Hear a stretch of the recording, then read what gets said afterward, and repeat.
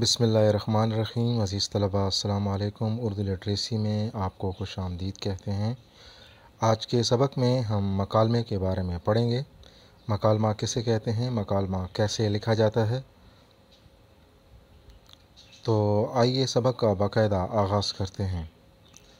अज़ीज़ तलबा, ज़िंदगी में हम एक दूसरे से बातचीत करते हैं और इस बातचीत को बामकसद बनाने के लिए हम एक दूसरे के सवालात के जवाबात देते हैं। तो हम सवालात भी करते हैं और जवाबात भी देते हैं।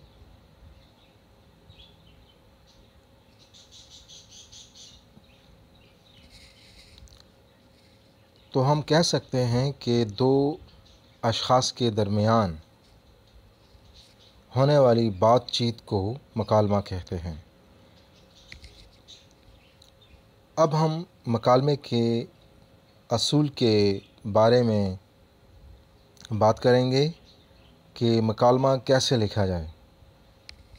तो मकालमा जो है ये तो तय हो गया कि दो अशख़ास के दरमियान होने वाली बातचीत को मकालमा कहते हैं। और ये इम्तिहान में जब ये सवाल आता है कि किसी भी उन्वान पर मकालमा लिखें, तो तलबा जो हैं वो मकालमा लिख तो लेते हैं, लेकिन उनके नंबर उतने अच्छे नहीं आते। तो आज के इस वीडियो में हम आपको मकालमे के बारे में बताएंगे कि मकालमा कैसे लिखते हैं और कैसे मयारी मकालमा लिखकर आप पेपर में अच्छे नंबर ले सकते हैं।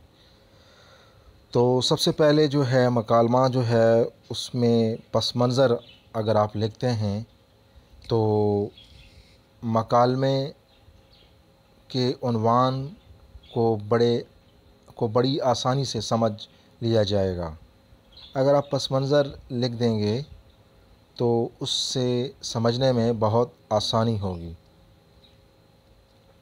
तो पस मंज़र आप कुछ भी लिख सकते हैं, जैसे आप किसी पार्क में बैठे हुए हैं और दोस्तों के दरमियान बातचीत कर रहे हैं, या किसी लाइब्रेरी में बैठे हुए हैं, या कमरा जमात में बैठे हुए हैं और आप आपस में बातचीत कर रहे हैं और सवाल और जवाब हो रहे हैं, तो पस मंज़र में आप ये लिख सकते हैं।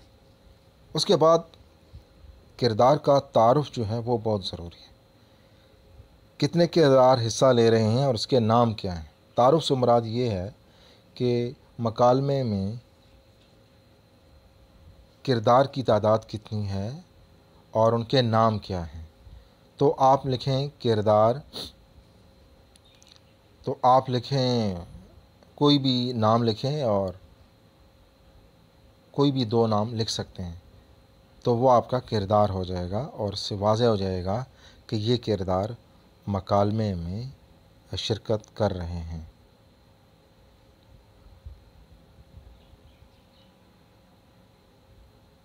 अब हम मकालमे नवीसी के असूल की तरफ आते हैं। मकालमा नवीसी के असूल में आप जिस बात का ख़याल रखेंगे कि आप मौजू के बारे में थोड़ा सा सोचें कि आप कैसे दूसरों को समझाएंगे।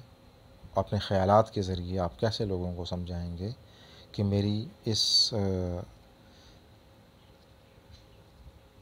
उन्वान के बारे में क्या सोच है।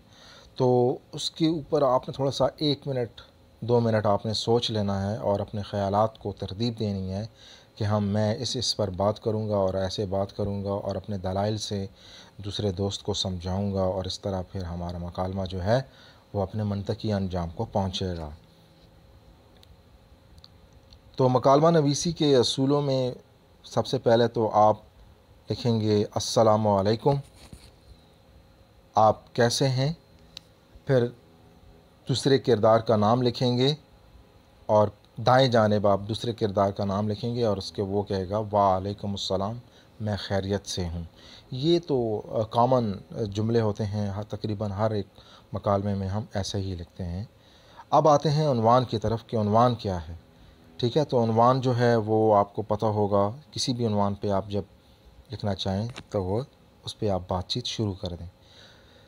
کچھ اصول ہیں جو میں آپ کو بتا دینا چاہتا ہوں، جس سے آپ آسانی کے ساتھ اچھے نمبر حاصل کر سکتے ہیں، کہ آپ نے مکالمہ جو ہے وہ موضوع کے مطابق لکھنا ہے، موضوع سے ہٹنا نہیں ہے، اس بات کا خاص خیال رکھیں۔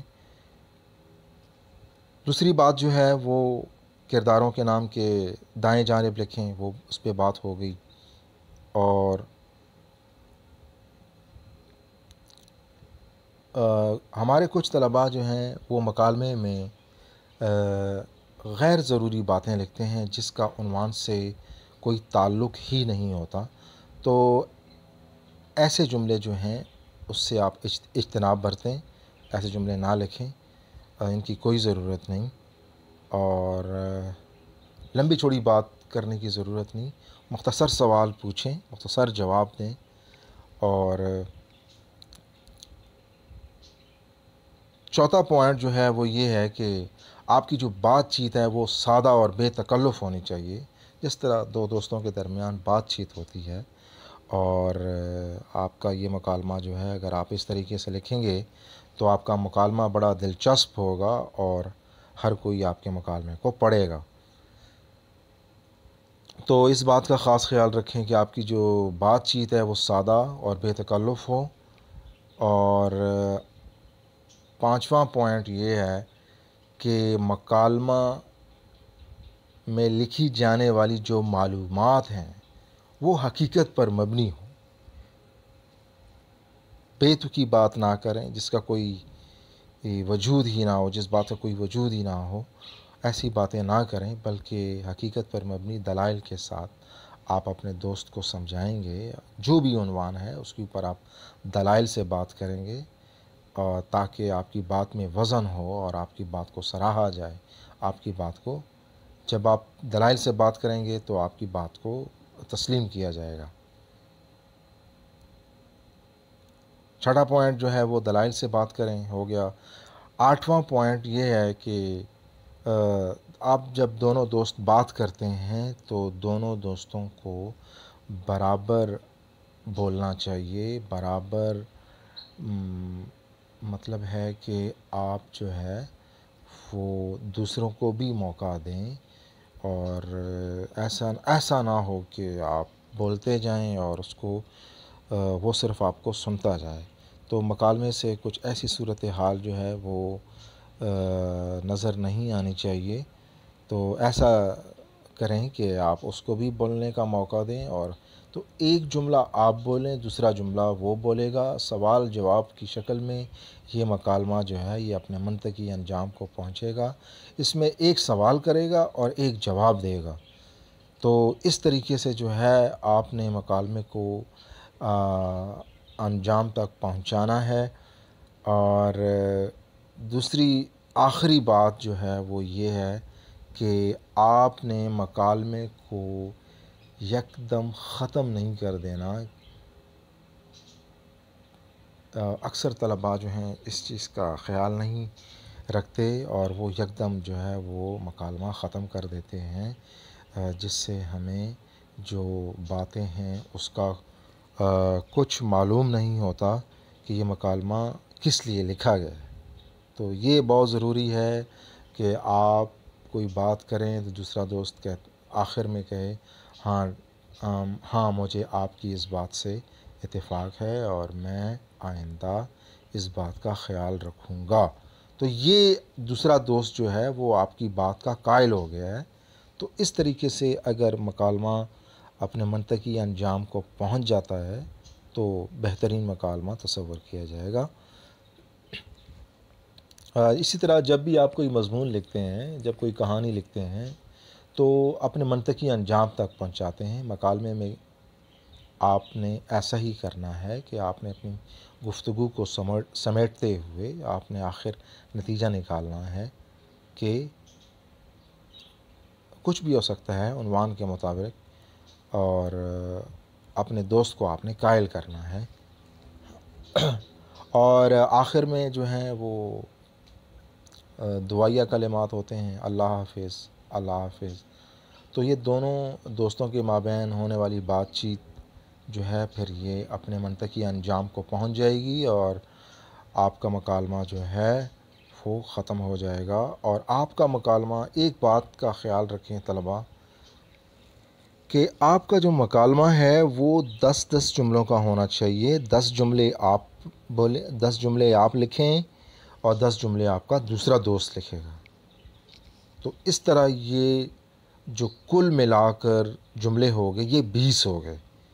تو 20 جملوں پر مبنی آپ نے مکالمہ لکھنا ہے اور اس سے پہلے مکالمہ آپ نے ختم نہیں کرنا ہے۔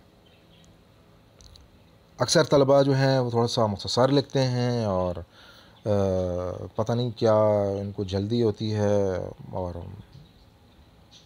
بھاگنے کی کرتے ہیں، تو ایسا نہیں کرنا آپ نے جو ہے وہ 20 جملوں پر مشتمل مکالمہ لکھنا ہے اور انشاءاللہ پھر آپ کے اچھے نمبر آئیں گے۔ مجھے امید ہے کہ آپ کو آج کے سبق کی سمجھ آ گئی ہوگی۔ اگر آپ کے ذہن میں کچھ بھی سوالات ہیں تو ضرور کمنٹس کیجیے گا۔ اب مجھے اجازت دیجیے۔ اللہ حافظ۔